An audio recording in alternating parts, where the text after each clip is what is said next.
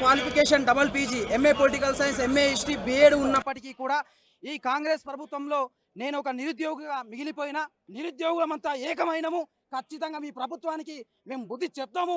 మళ్ళీ తిరిగి మా ప్రభుత్వాన్ని బీఆర్ఎస్ ప్రభుత్వం వచ్చిన తర్వాత కేసీఆర్ గారు మళ్ళీ సీఎం అయిన తర్వాతనే మాకు ఉద్యోగాలు వస్తాయి అని చెప్పేసి మేమంతా బలమైన నమ్మకంతో ఉన్నాము. నేను రేవంత్ రెడ్డి గారికి సవాలు విసురుతున్నాను. ముఖ్యంగా 2 లక్షల ఉద్యోగాలు మరియు జాబ్ క్యాలెండర్, అదేవిధంగా ఏజెన్సీ ప్రాంతాలలో మన రేవంత్ రెడ్డి గారు ప్రత్యేకంగా నోటిఫికేషన్ ఇస్తా అని కూడా చెప్పడం జరిగింది. కానీ ఇప్పటి వరకు ఒక నోటిఫికేషన్లో కూడా లేదు. 16,700 పోస్టులు భర్తీ చేసి ఈరోజు ఒక మినిస్టర్ ఏమో ఒక్కొక్క విధంగా మాట్లాడుతున్నారు. కాబట్టి నేను చెప్పదలుచుకున్నది ఒకటే, ఈరోజు మీరు ఈ సభను చూసి కూడా నిరుద్యోగుల పక్షాన మీరందరికీ బుద్ధులు రాకపోతే మాత్రం ఖచ్చితంగా కాంగ్రెస్ ప్రభుత్వాన్ని ఓడిపిస్తాం, ఖచ్చితంగా చుక్కలు చూపిస్తామని నేను హెచ్చరిక జారీ చేస్తున్నాను.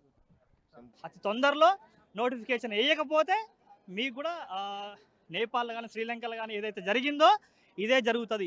పెన్ను మీద మన్ను పోస్తే గన్నై మొలుస్తుంది, పెన్ను మీద మన్ను పోస్తే గన్నై మొలుస్తుంది.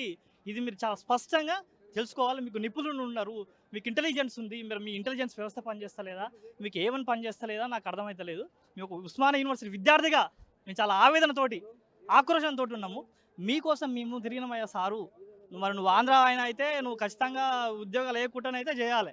మరి నువ్వు ఆంధ్రావా తెలంగాణవా? నువ్వు ఉద్యోగాలు వేస్తే మా ముఖ్యమంత్రి, తెలంగాణ ముఖ్యమంత్రి, ఉద్యోగాలు వేయకపోతే నువ్వు ఆంధ్ర ముఖ్యమంత్రి.